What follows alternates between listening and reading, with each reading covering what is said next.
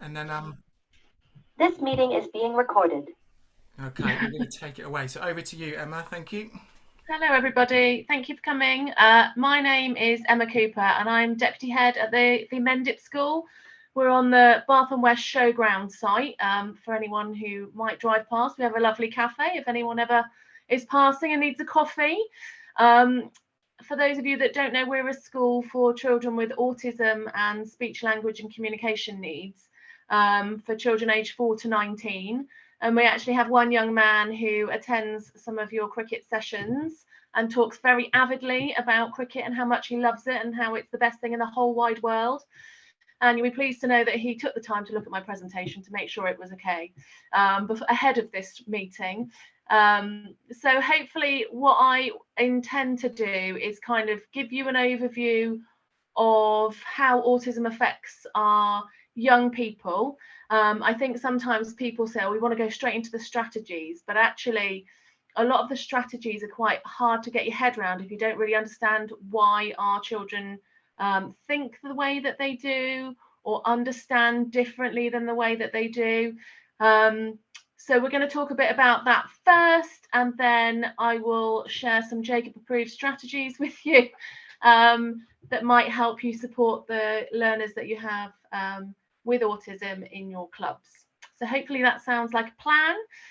If you have anything specific that you want me to cover or any questions that you want to ask, please just do so.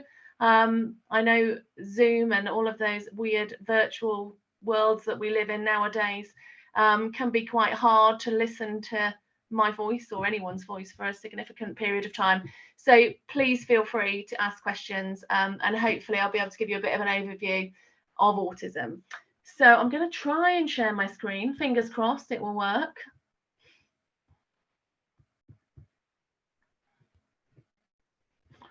Okay, can you see that? Yeah. Everybody see? Yeah, all good. Perfect. So we've already kind of done introductions. I've had a little look in the chat box. So hello, nice to meet you all. So I find this very fascinating. I hope you do too. But I know autism is very much in the public eye all of the time. There's lots of things on the television. There's a lot of children around who do get a diagnosis in this area in Somerset.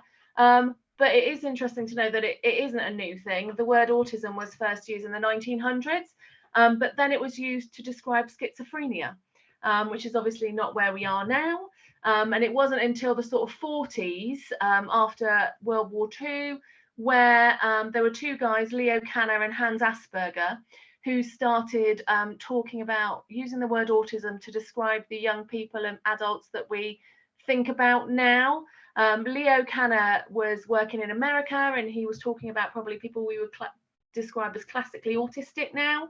And Hans Asperger, who was obviously a bit more self-absorbed because he named it after himself, he was looking at a group of young people who he deemed to have what he called Asperger's syndrome. But it was not until the sort of 1980s that a lady called Lorna Wing put those sort of two reports together and realized they were talking about the same type of people. And that's when we first started using the word autism, really, to describe the young people that you'll be working with now. So again, interestingly, there is no test for autism. You can't go and get blood tests or brain scans or any of those things to have a diagnosis of autism. It is diagnosed through observations of behaviours and history. And unfortunately, in Somerset in particular, I'm sure you may have heard this from people, diagnosis can take a really long time.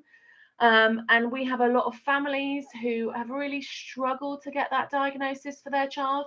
I think sometimes there's quite a lot of trauma in terms of that. Parents who, have struggled for a long time to get that diagnosis, have known something different about their child, have struggled to get the right supports in place in terms of schooling. And for you guys, I think people who've struggled to get their children into activities that are appropriate for them, where people understand them. And I think that has been really tricky for a lot of the families we work with. Again, I find this absolutely fascinating. But what causes autism? That you'll hear all sorts of things in the news, I'm sure, about what causes autism. But many people believe that autism is about how our children, adults, young people, their brains are wired very differently than perhaps people without autism. And because of that sort of wiring, that's what causes them to think and feel differently than other people. We do know that it is a genetic condition. We have kind of two different pictures, really. We have families who say, yes, there's autism in my family, my brother's autistic or my other daughter's autistic, and they can identify that. We have other families that say, well, there's no diagnosed autism in my family, but Uncle Bill is, was a bit eccentric, or my brother didn't talk until he was late. So although they might not have diagnosed autism in their family, they will have some indication that it probably has gone through their family. And we also have families who, as they say, it pops out of nowhere. They don't have any autism in their family. We do know, though, that there is a genetic link. And if you have one child with autism, you're more likely than others to have another child with autism. We also know that it is a complex neurodevelopmental condition. So it is about how people with autism's brains are wired differently. When you see things on the telly, people say, well, they think differently, they're wired differently. And although that's kind of a crude way of saying it, it is absolutely true. People with autism do think differently, and they feel differently, and they respond differently than people without autism. There's lots of research at the moment about environmental triggers as well. I think the consensus is that some people might be predisposed to having autism, but there can also be environmental triggers which might push those indicators forward, rather, if that's not a great way of saying it, but so they can be in terms of being born prematurely. So if you have a child born before 35 weeks, they are more likely to have autism than someone who's gone full term. Being exposed to alcohol in the womb is known to be an indicator, and being exposed to certain medicines whilst in the womb. There's also lots of random and unusual research out there. No one should ever Google what causes autism, because you see all sorts of random, unusual things that I think our families sometimes look into, and actually can be quite frightening when you read them. But we know it is genetic, it is a complex neurodevelopmental condition, and for some there are environmental triggers. But what does not cause autism? I don't know if you remember all those years ago about a guy called Andrew Wakefield who talked about how the vaccines, the MMR vaccine, had caused autism. It was an interesting time, and I think it caused an awful lot of people not to have vaccines, and we still see the implication of that now.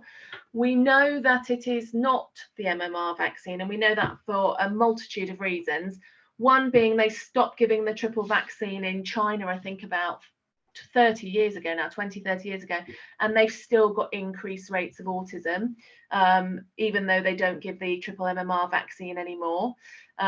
We also know, when you actually look at Andrew Wakefield's paper, who has been struck off, that actually his paper was completely flawed from the beginning. It was only based on 9 families, all of which their parents thought their child's autism was caused by the vaccine. And actually the research didn't actually form any conclusions or have any evidence whatsoever. It was a classic example of how the media latches onto something and goes absolutely crazy with it. But we know that not to be the case now. There's lots of research. There was lots of things in the press about how, I can't say that very well, thiomersal, which is a mercury found in some vaccines, was causing autism. They also know that to be not true. Some families feel a lot of pressure because they feel that people think it's how they've parented their child that has caused their autism. That is absolutely not true. Diet, so there was been lots of things in the press about how gluten or casein was causing autism. They've done lots of research, and that isn't the case either. So we do know that it is that predisposition, it's that genetic link, and that's what's causing the autism, not any of those vaccines or other such things.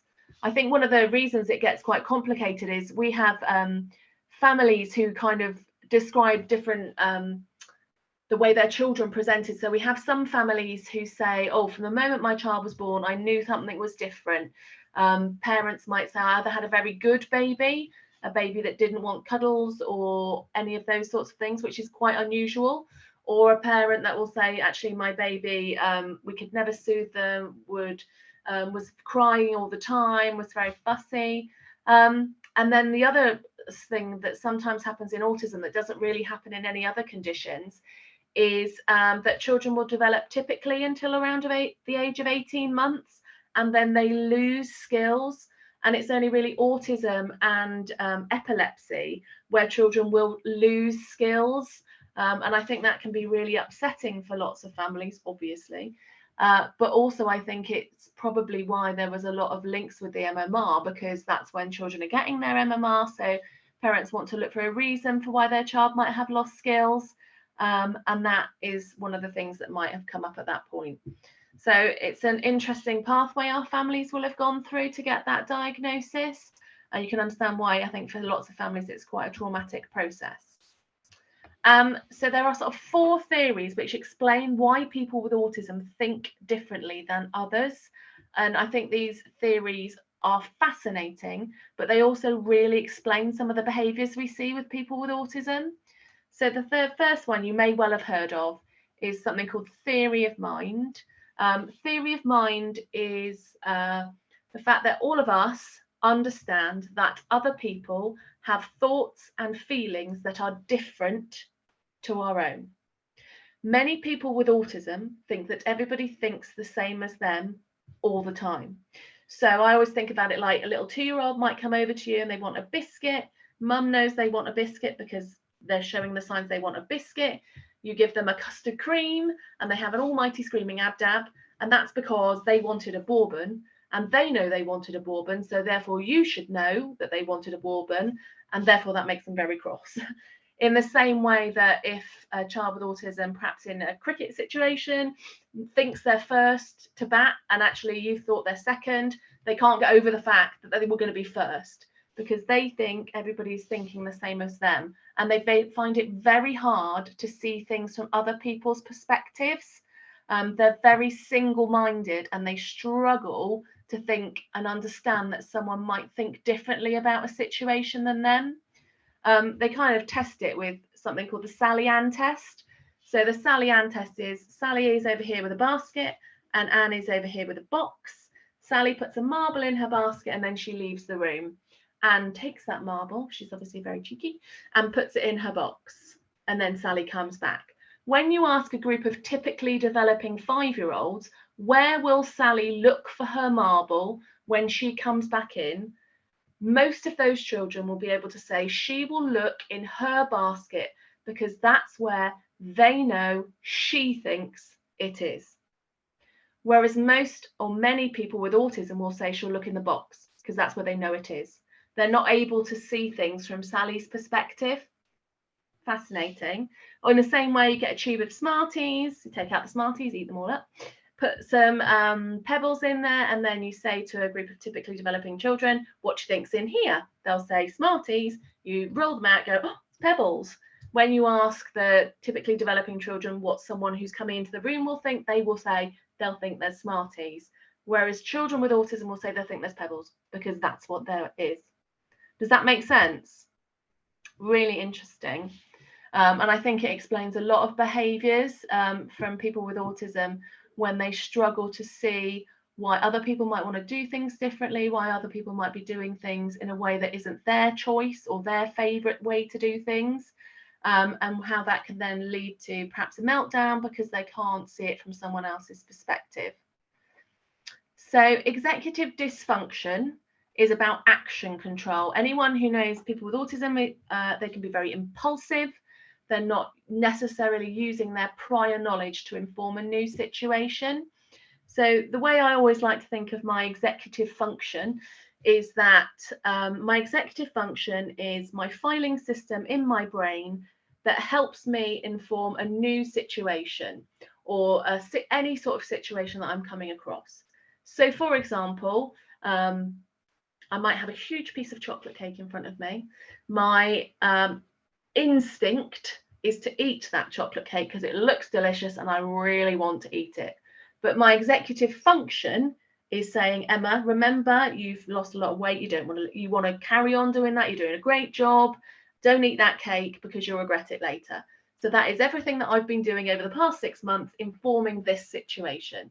It's what is my action control. It's me using my thought processes to influence what I do in this moment. Lots of people with autism really, really struggle with that. So when faced with a situation, they will act impulsively and will not be able to control themselves in the same way that others might.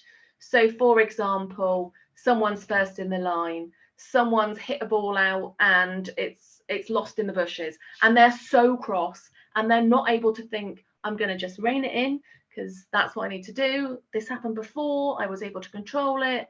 That's what I need to do. They will act impulsively. The way I always think about it, like, is if you're on the bus and there's a lady in a nice furry coat in front of you, your instinct might be to stroke the furry coat, but your executive function would go, don't do that, Emma. People will think you're very, very, very strange if you start stroking someone's coat. But a person with autism might not be able to control themselves to do that because they have difficulties with their executive function. Does that make sense? Anyone got any questions about that? It's a confusing one, but a fascinating one. No? And the third one is something called weak central coherence. So that is us being able to see the bigger picture. So there's a guy called Gary Mezeboff in America who talks about autism a lot. He talks about how people without autism have, like, on a torch, like we have a wide beam. We're able to look around, survey a situation and decide what to do. Whereas people with autism have when the beam's been narrowed. So I always think about it like, you know, you might have a child walk into a busy classroom, someone's built a tower with bricks. They might see the train set over there that they really, really, really want to play with. And without taking into account the whole situation that's happening, they will walk through that person's model, knock it over so they get to the train set. In the same way that you might have a situation like I've had at school, where I'm delivering training to 30 people in our conference room, and a child I teach walks past and thinks, there's Emma, and I need to talk to her about something. And they wouldn't take into account the wider picture, the fact that there's Emma at the front with a presentation, 30 people sat in front of her looking at her and listening, hopefully. They will think, I need to see Emma and I need to see her now, not seeing the bigger picture, just narrow thinking, and they'll walk in and talk to me in front of all those people. And I think that can, again, impact in any form of sort of sporting or activities that children do outside of school. You know, why they're not seeing the bigger picture of things. We all have to have a turn because that's what we do. They want their turn at this point right now. You might have told them at 3 o'clock they're going to have a drink and a biscuit, and 3 o'clock has passed and you have not had the drink and the biscuit. And typically developing children will be able to go, okay, so we're still in the middle of a game. I'm sure that will happen at some point. Whereas your child with autism might say, no, he said 3 o'clock, and then not be able to cope with that. And that links directly to something called monotropism. So that's about children being only able to focus on one thing and becoming fixated on that thing, which, you know, the student that we have at our school who has autism that plays cricket, he is completely and utterly in the cricket zone. For ages, he wouldn't play any other sport at school apart from cricket. He would talk about cricket. He goes to cricket after school because he's very single channeled. And a lot of our work with our children is trying to help them see beyond and expand their interests and the things that they would like to do. Does that make sense? So there's also 4 areas of what we talk about difference. So we try not to talk about deficit or any of those sorts of things anymore. We talk about difference. And the other thing to bear in mind is generally people just talk about autism now. We talked about autistic spectrum disorder. We talked about Asperger's. We talked about autistic spectrum condition. But generally people just talk about autism now to encompass all of those range of children and young people. So we know that pupils with autism have differences in interacting. So the way they interact with people, the way they play and the way they develop relationships. So they might struggle to develop relationships with people, or they might find it really hard to make friends, or that when they have made a friend, they might feel really obsessive about that friendship, and not able to kind of see past it and not want to share that person. They might interact differently than other people might. Lots of children struggle with personal space, and they might talk to you really, really closely, or they might talk to you from over there and expect you to be able to understand. They might dominate the way they interact, always want to be first, always want to do this, and struggle to develop relationships. And they might take a lot longer than other children to develop relationships with you as coaches, and they might struggle to interact with the other children to start with. They might come across quite shy, or the opposite of that, they might be right on in there, taking over and struggling to sort of share the interactions. So the other thing our children can have a difference in is the way they communicate. So lots of children with autism will have had delayed development in their communication. Interestingly, most typically developing children learn to understand before they learn to speak, whereas quite a few children with autism will learn to speak before they fully understand. So they might talk at you, or they might have stock phrases or things they say over and over again, or they might repeat what you say. And that's because they don't necessarily have the basis of understanding in the way they communicate with others, because they haven't learned those subtleties. I always think about it like no one ever teaches us about early communication. We just suck it and we up and we know and we just absorb it like a sponge. Whereas children with autism often don't do that. So things like eye contact. So lots of people will say, oh, children with eye contact children with autism have really poor eye contact. And that's not necessarily the case. Lots of children with autism have great eye contact. They might not always get it 100% right. So sometimes you find that children with autism might look at you really, really intently, or they might struggle to maintain eye contact. And we have to be really careful about how we support our children with that, because you wouldn't want to tell someone that you must look in someone's eyes when you talk to them, because actually most of us would absolutely hate that if someone was absolutely eyeballing you when they were talking to you. So we have to talk to our children about looking at someone and looking away, and giving them those skills that doesn't put them in a difficult situation when they're older. We always talk about how at school we try really hard to avoid saying, look at me when I'm talking to you. And there's a couple of reasons for that. So there's research to suggest that children with autism cannot physically look and listen at the same time. So if we're saying, look at me when I'm talking to you, one, you might be making them feel really, really uncomfortable. And two, if they're looking at you, they might just be looking at you because they're not able to listen at the same time. I remember back in my early career having a child with autism in my classroom, and I thought I'd done so well. She was sitting on the carpet looking at me, but I could never understand how when she went over to do her task at the table, she never knew what I'd asked her to do. And over time, I realized it was because if I asked her to look at me, she was looking at me and she wasn't listening to the instructions for the task. She wasn't able to do those two things at the same time. They also have difficulties in how they communicate with us. So the subtleties of language, like intonation, they won't necessarily get. So if you think of the sentence, I didn't say he kicked my dog, we can emphasize one of those words and it changes what the meaning of that sentence is. So I didn't say he kicked that dog. I didn't say he kicked the dog. I didn't say he kicked the dog. And we would all, or people without autism would understand how emphasizing certain parts would change the sentence. Whereas lots of children with autism just don't get that. So so they miss the subtleties. They also struggle with things like idioms, sarcasm, pull your socks up, lad, all of those sorts of things. They might literally be pulling their socks up. You keep your eyes peeled, and they start fiddling with their eyes and trying to turn them inside out is one I've seen before. Those subtleties can be really tricky. My favorite one was I was teaching and I went, and that was brilliant, Lenny. You were on fire tonight. And the child's fear and horror at the fact I told them they were on fire. And we say this stuff all the time, and children with autism will really be struggling to understand that. So processing information is about them. It's not true that people with autism have poor attention skills. They have poor attention skills for things they're not that interested in. So if they're really into something, they can have the most amazing attention, so a cricket game, but if we're asking them to read a book and that's not their thing, they're not interested.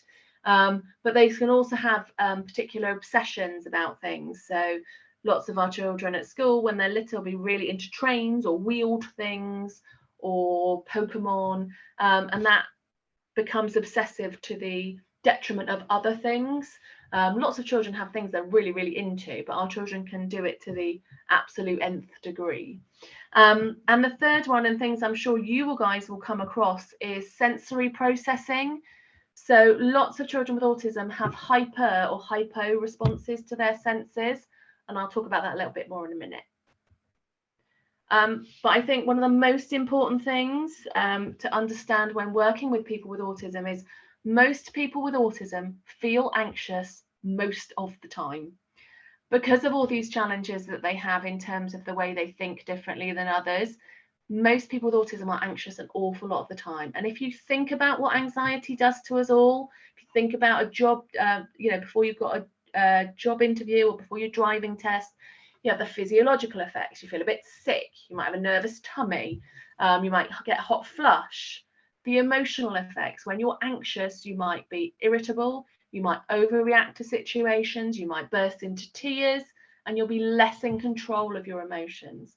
And the social effects. The night before that job interview, you probably don't want to go out for a drink with friends because you probably want to stay at home, get things organised, be ready for the next day.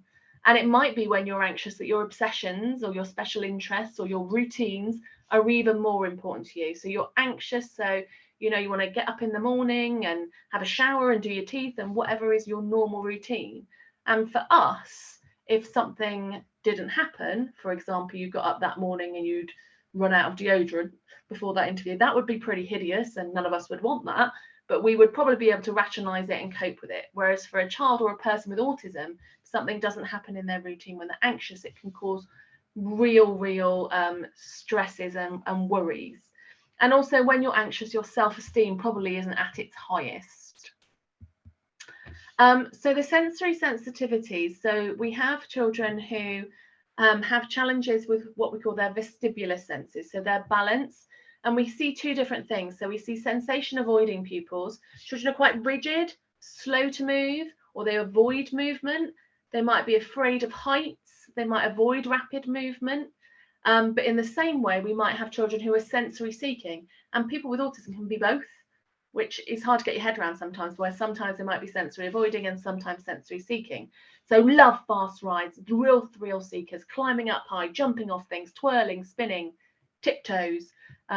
Those children will be trying to create a feeling because their senses are not the same as others. So I always think about it like, so when I put my hands out, this is part of proprioception, I know where my fingers are in space and time. Whereas children with autism and adults with autism don't always know where their body is in space and time. So they might do things like flap or jump or run on their tiptoes because they're trying to get more of a sensation to be able to feel where their bodies are in space and time. You might have children that are always wearing a coat, don't want to take their coat off, or like tight clothing. They don't know when they're hot or cold. We have a lot of children that you have to say, I can see you're hot. I can tell you're hot by the fact your face is red and sweating. You need to take your jumper off. Lots of children with autism struggle with that. But what we do know is that they are brilliant visually, because visual information is permanent and auditory information is transient. When I was talking to Jacob earlier in the week, and he's given me permission to talk about this, he was saying, when a coach tells me stuff, I obsess about it and hold it in my head. And he said, so if they've said, you're batting third after Bob, he'll be going, I'm going after Bob, I'm going after Bob, I'm going after Bob, I'm batting third after Bob. And he holds it in his head and he goes over and over and over and over and over and over it. And he can't focus on anything else until it's his turn. Whereas he says, and I know lots of people are like this, if someone had given him a Post-it note, or if it was written on the board that it's so-and-so and then so-and-so and then Jacob, that anxiety is gone, because he can keep referring back to it and focus on that detail, and that helps reduce the anxiety. It also really helps to reduce some of the social element. If you have to rely on asking someone things and you're anxious and you struggle with social interactions, then having it written up that you can refer back to is really helpful. And it's reliable. I mean, the way I always describe this is that if someone came to me right now in here and said, Emma, can you ring Jodie on bar 312546? All the way to the phone, I'd be going bar 34, I've forgotten it already, 546, 312, 546, 312, 546. All the way to the phone, my anxiety would be increasing because I wouldn't want to forget. Whereas if someone came in here now and wrote that number on a Post-it for me with the name Jodie and the phone number, I wouldn't have any anxiety at all on the way to the phone. And that's how children with autism feel all the time, and why visuals is so important. The other thing that you might see is struggling with relationships in terms of establishing and maintaining them, or the intensity of that relationship.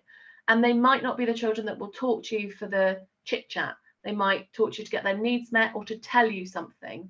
And the other thing that we sometimes see, and you may well see, is that perception of victims and bullies. So he's being mean to me, he's horrible to me, he's bullying me.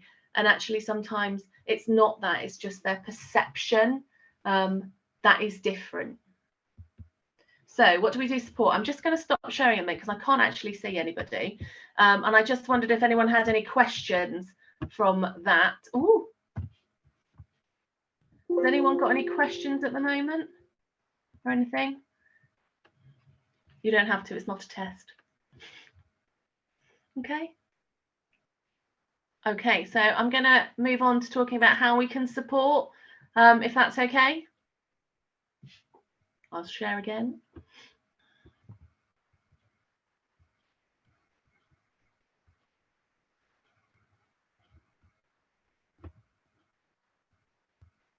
So what do we do about it? And there are loads and loads of things that we can do to support our young people with autism that make a significant amount of difference for not a lot of work from us. And I've tried to kind of put these in a layman, I know not a lot about cricket, but a cricket sort of coaching type of approach. So one of the things that we always need to think about is that whatever we see with a child with autism in terms of behavior, and by behavior I mean anything that they do, what we see is the tip of the iceberg. So a child who's always wanting to go first, for example. So what you're seeing is what might happen when they're not first, a meltdown, crying, sadness, refusing to engage. But actually, what we need to work out is what's underneath the iceberg, why that is happening, and we address the why that is happening, and then the behavior will reduce. What happens probably with lots of typically developing children and in mainstream schools, it will be you're having a tantrum, so therefore you cannot play. You're having a tantrum, so therefore you're not going to go first, rather than addressing the reason for the tantrum, because if we address the reason for the behavior, they're less likely to engage in the negative behavior.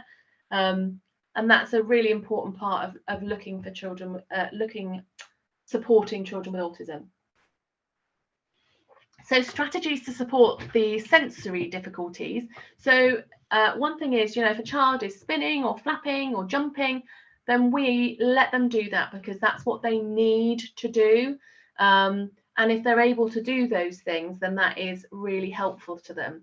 If we're in a situation where we need them to sit still because we might be teaching something or telling them something, then we try and allow them movement. So it might be that they have fiddles, like squishy, what they called, like stress balls. A lot of the kids at our school sit on gym balls because they can bounce on them, and it's giving them that vestibular feedback all the time, which means they're then able to focus on what it is that someone's saying or what it is they need to learn. You can do very clever things like cut tennis balls in half, and if you put the tennis ball halves underneath the chair legs, it gives a bit of a wobble, and that is really helpful for some children with autism to be able to focus if they can move their chair back and forth. You might often see children with autism swinging back on their chair on the two legs. You get that terrifying, oh my God, they're going to whack their head. Often that is because they're trying to seek movement. You can buy things from Amazon. They're called wobble cushions. So they're like an inflated little cushion with little bubbles on it. And they put those on a chair and it just makes them be able to move in their seat. And that really helps. What you guys will be doing in terms of physical activity is brilliant for children with autism, and incorporating those in, having a mini trampoline while someone's waiting to bat, where they can just bounce and get that anxiety out, can be really good. Or giving them a challenge, right, I need you to do 10 sit-ups, I need you to jump 100 times. Incorporating movement really helps our children to focus and do their absolute best. And in order to support proprioception, we do a lot at school. If we can see a child is really starting to struggle and not holding it in and not being able to manage themselves, we do what we call heavy work. So sometimes at school that's down to, I need you to move those boxes from there to there. I don't really need those things moving, but for some children it really helps to regulate. So if you can see a child that's starting to get anxious or worried, then you can say, okay, I need you to move those boxes from there. I need you to get this sack drop and move these chairs. Encouraging them to do heavy work can be really, really helpful. Having dark dens, and you don't need anything fancy for that. Often at school, we'll just put a blanket over a table. So if someone needs somewhere quiet and calm, that they can do that instantly. But also things like weighted blankets or vests, or those sort of heat packs you can get from chemists that you can put around your neck and you can warm them up. Those things are really useful. Even making them, so a pair of tights filled with beans or rice that can go over their lap if they're sitting still. Those sorts of things can be really, really useful sensory strategies to help them to manage in a situation where they're not managing, and are quite simple ways of supporting. So if you take nothing away today, apart from this is the most important thing. So visual strategies. So we say if you can draw something out as well as say it, they are more likely to understand it and be able to do it. And I've purposely not made any fancy visuals or anything here.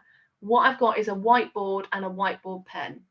So anything that you can say, for example, Jacob's drawn this picture. I think this is, I don't know what these are in terms of bees and Jacob, but him saying, where are you standing when you're fielding? Showing them visually as well as saying it can really help. Telling them what order they're batting in. What we tend to do as people that work with young people is we tell them, we give them information verbally, and we know people with autism struggle to maintain that. And if they're struggling to maintain that, they're going to be getting anxious. So if we can take away that stress by giving them visual representation, you will get so much more out of our children. Giving them a schedule of activities, a warm-up, then we're doing a skill activity, another skill activity, then we're having a match. We've done it visually, really helps our children. Giving them the rules. I need you to concentrate, I need you to be a good sport, I need you to try your best and enjoy yourself. And Jacob said to me the other day, he said, it's really important you tell people to enjoy themselves, because if you don't, they won't know to enjoy themselves. And that blows my mind, from a young man who's extremely articulate, extremely able academically, to not know that if someone doesn't tell you, you can enjoy yourself. It blows my mind. But actually, those sorts of visuals are really, really important. And they don't take hours. No one's suggesting that you need to make loads of little beautiful symbols like we do in schools. A whiteboard and a pen, a flip chart and a pen can make a huge impact on a child with autism and reduce their anxiety so they're more able to focus. Setting out those expectations for your group. Rewarding appropriate behaviour in a visual way is really good as well. Having their names, putting ticks next to it. One of the things we never do, though, is take away. So if they've earned ticks, we never say, well, now you've not done it, so we're taking it away. Lots of children with autism really can't struggle with that. If you've earned it, is what we always say. And then a rewarding appropriate behavior. I can see you're really trying. Well done. I can see you sitting there listening really hard. Brilliant. I can see you're jumping up and down. Sort of rewarding what you want them to be doing all the time is brilliant. So any sort of schedules, timetables, prompts, even writing down, sitting still, it's nearly your turn, will really help children with autism to be able to focus.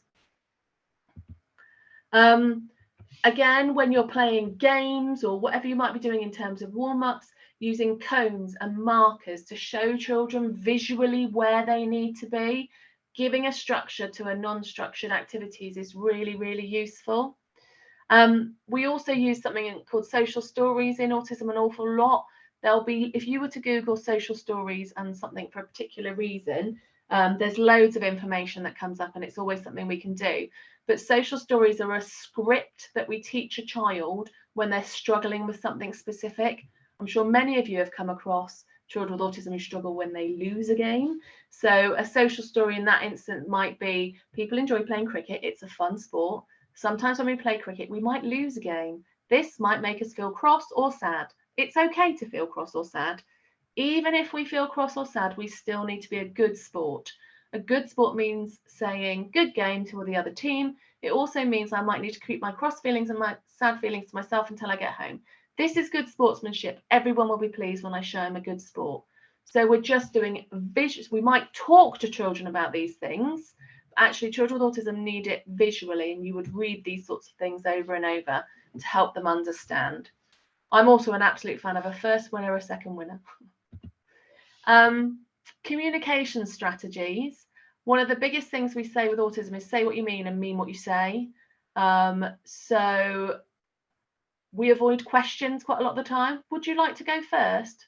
Or would you like to put the cones out for me? I don't know about you, but I have lots of children who go, no. And actually, we don't mean that. We mean, I need you to put the cones out. So be aware of those things when working with children with autism. Say what you mean and mean what you say. I need you to do this, rather than can you do this, is a really helpful way of working with them. And avoid the sort of sarcasm and banter. Lots of our children really struggle with that. They don't get it in the same way that typically developing children do, or it might take a while for them to develop that relationship with you. So if that's something that you're struggling with, then that is a good thing to try and avoid. And those idioms again, so not saying pull your socks up, young man, or whatever it might be, because they might actually believe that's about pulling their socks. The other thing we do a lot of when we work with children with autism is use very clear directive talk. I think what generally happens is when we're supporting someone that struggles, we tend to use too much language. Oh, sweetheart, that's terrible. I'm sorry you're feeling like that. Must have been awful. But actually, what our children need is that has finished, now this. Really clear language really supports pupils with autism to understand what the expectations are. And the other thing that can accidentally happen is that we sometimes accidentally reward inappropriate behavior. So think about what is rewarding to a child. So if they've done something and then they got something, can't think of an example off the top of my head, I'm sure one will come to me, that we might have accidentally reinforced the behavior. So for example, I've got a young man that I work with that obsessively asks me the same question over again: how many cats do I have? And he will say, how many cats do you have? And I say 1. He'll say, how many cats do you have? And I'll say 1. And he would go on and on and on about that, because what is rewarding for him is me saying 1. He really likes that. Whereas what we will do is say, I'm going to answer that question 1 time and then it's finished, so that I'm not feeding into a behavior. Being consistent is really important. If you've said something to a child with autism, we need to make sure we follow through on that. We also talk about one person, one behavior, unless you need to take a break, which is absolutely fine when dealing with these children. But sometimes if one person is dealing with something and it's working, and then somebody else comes over and goes, oh, what happened? Was he not listening again? That can just reignite the flames for children with autism. So we try and maintain that consistent approach. Positive language, really important for our children. And then backward chaining is something I thought I would mention, because it can really work for children with autism. And backward chaining is about teaching the last steps of something first. So in a crude way, if I was teaching a child to put their coat on independently, typically people will let them start and then they'll do the rest for them. Whereas what works better for our children is you support them to put their arm in, you do the zip, and then they pull it up. And then the next step is you teach them to put the zip in, and then they pull it up. Then you teach them the arm in, the zip in, pull it up. So you might think about that in terms of your teaching a skill that you might want to think about, rather than teaching the first bit and then they stop, that they do the last bit and then they finish with success.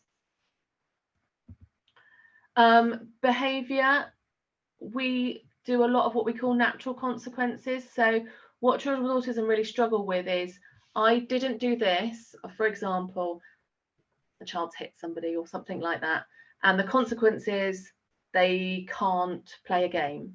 For children with autism, they won't link those two behaviours, so we use natural consequences. So you've hit somebody, you're going to need to apologise. You've drawn on the walls, you're going to need to paint the walls. You've thrown all the pens all over the room, you're going to need to pick up the pens.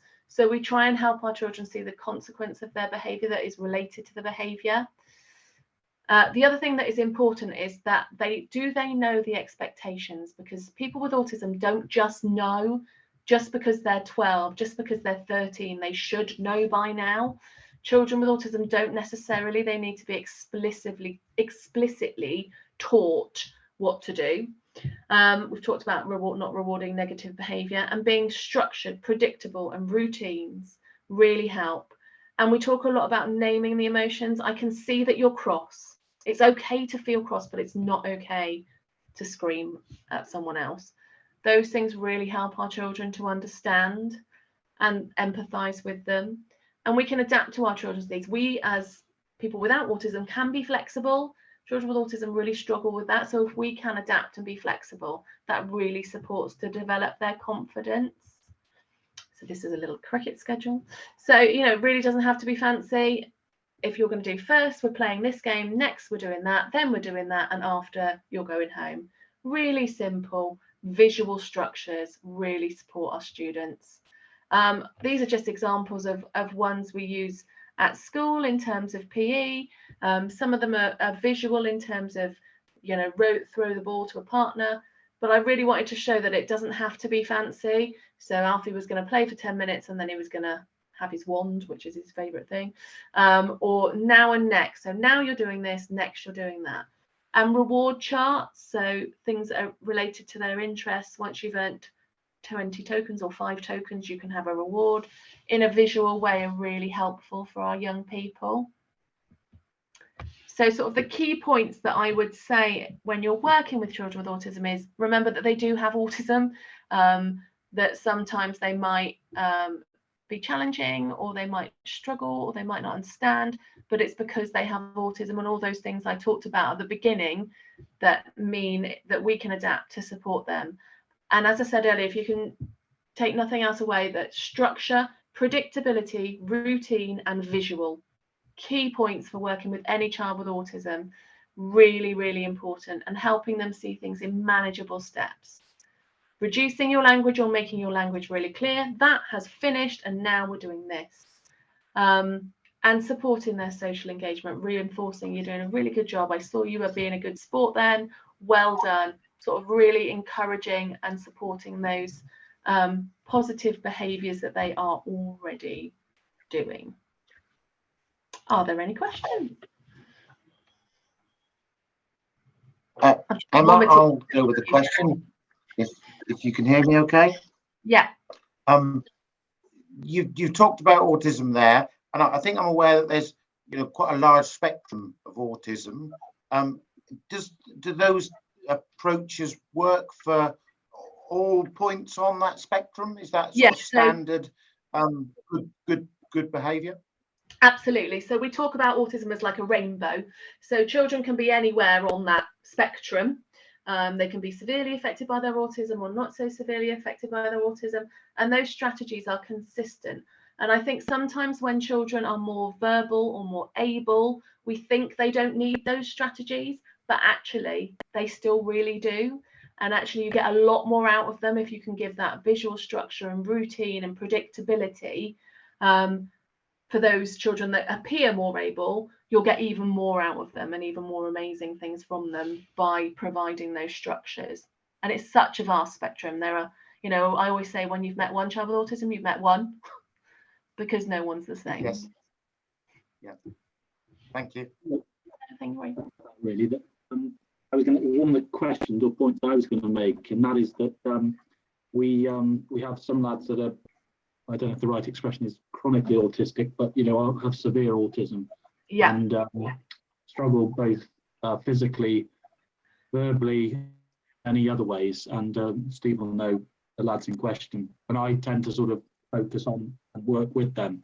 The other end of that spectrum, to your point, Steve, or anyone's point really, is that we've got some lads that are almost like, you know, they've got ADHD or something like that, and for all intents and purposes, don't seem to be, or seem less affected by it. Yeah. And I think the challenges with those lads, you don't have some of those points that you've referenced, but actually, I know from experience and watching, I'm not the lead coach, we have Skidmore lad, Andrew, help us.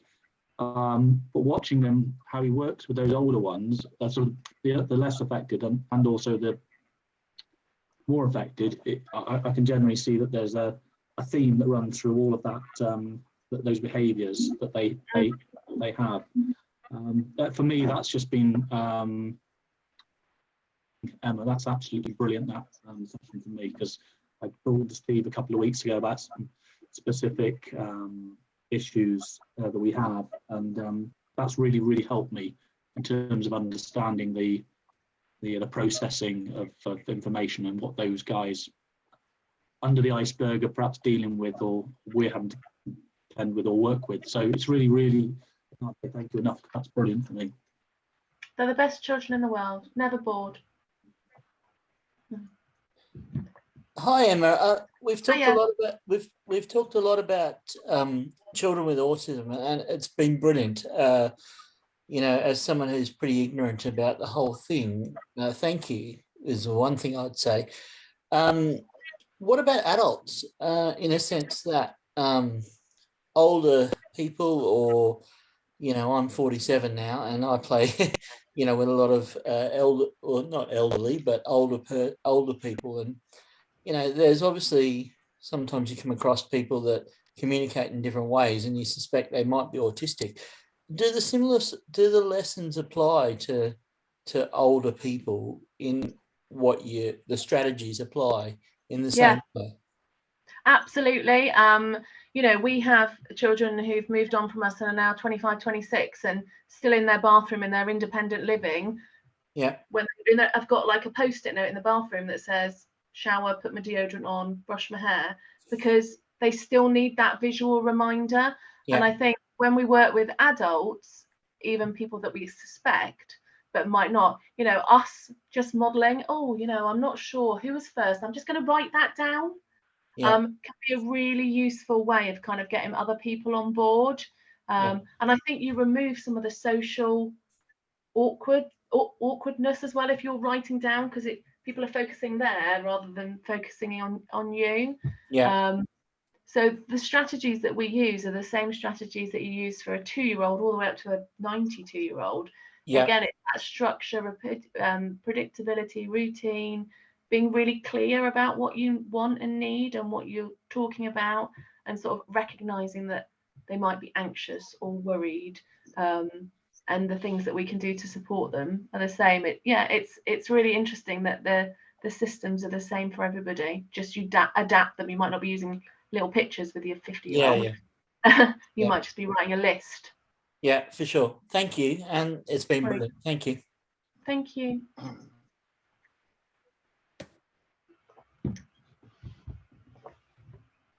No one else is going to say anything. Can I just say the distraction thing? What we tend to try and do, like when we're fielding, trying to ask a couple of these lads to stand and wait for a ball to come along is nigh on impossible. So I think the idea of having a mini trampoline or just some kind of distraction is not too bad when the batting's not too bad when the bowling. There's a lot of activity going on, but standing waiting for your turn to come along, like, you know, I've stood in the field and it is pretty boring. And Yeah. so that's quite, and I think accepting that that's okay, it's a different approach is rather than trying to impose your cricket, stand here, crouch down sort of piece, is, Yeah. so yeah, that's a really good tip from my side. Yeah.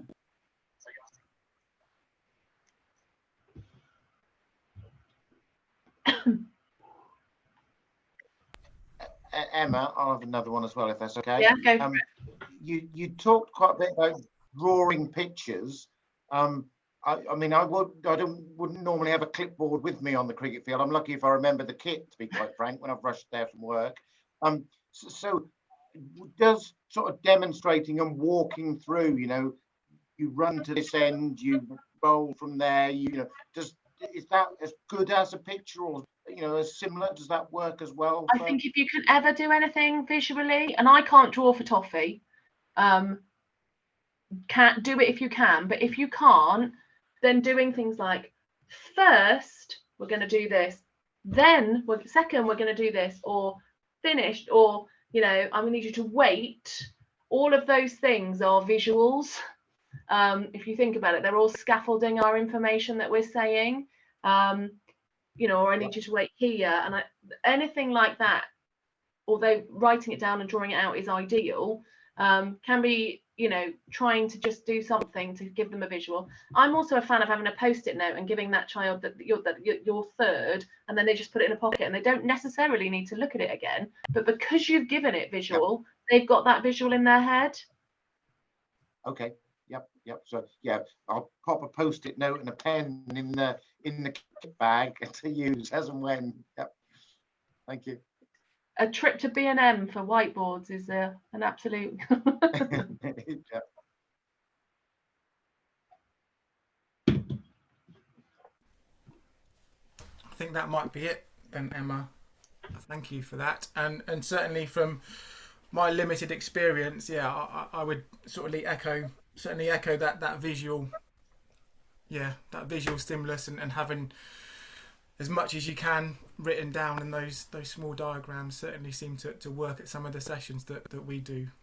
So but yeah, we all have a schedule, really. None of us would like to go on a course and they didn't tell you what time lunch was or what time you were finishing, and you were worrying about it all day. But if there's a visual up saying you're finishing at 4, we all feel much better.